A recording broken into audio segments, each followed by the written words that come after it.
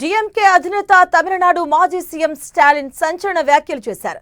విజయ్ నేతృత్వంలోని టీవీకే సంకీర్ణ ప్రభుత్వం ఏ క్షణంలోనైనా కూల్పోవచ్చంటూ తదనంతర పరిణామాలకు సిద్ధంగా ఉండాలంటూ పార్టీ శ్రేణులకు ఆయన సూచించారు. డిఎంకే పార్టీ జిల్లా కార్యదర్శుల సమావేశంలో స్టాలిన్ ఈ రకమైనటువంటి వ్యాఖ్యలు చేయడం జరిగింది. ఇప్పుడున్న టీవీకే ప్రభుత్వం ఎప్పుడైనా పడిపోవచ్చని, పరిస్థితులు అందుకు అనుకూలంగా ఉన్నాయంటూ కూడా హాట్ కామెంట్స్ చేశారు మాజీ సీఎం స్టాలిన్.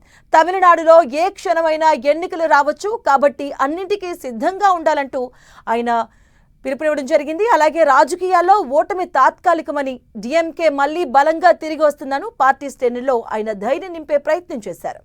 తమిళనాడు అసెంబ్లీ ఎన్నికల్లో 108 సీట్లు గెలుచుకున్న టీవీకే ప్రభుత్వ ఏర్పాటులో మాత్రం చిన్న పార్టీల మీద ఆధారపడాల్సి వచ్చింది.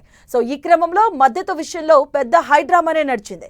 చివరి వరకు కాంగ్రెస్, వామపక్షాలు, వీసీకే, అన్నా డిఎంకే రెబల్ మద్దతుతో ప్రభుత్వాన్ని ఏర్పాటు చేసింది. అయితే మిత్రపక్షాల మద్దతు ఉపసంహరణ, లేదంటే విజయ్కు మద్దతు ఇచ్చిన అన్నాడీఎంకే ఎమ్మెల్యేలపై అనర్హత వేటు, ఈ రెండింటిలో ఏదైనా జరగొచ్చని స్టాలిన్ అంచనా వేస్తున్నారు.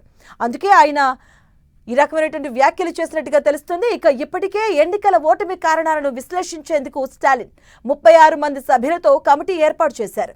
ఈ కమిటీ ప్రజల నుంచి ప్రత్యక్ష అభిప్రాయాలను సేకరించి పార్టీ బలహీనతలను గుర్తించబోతుంది.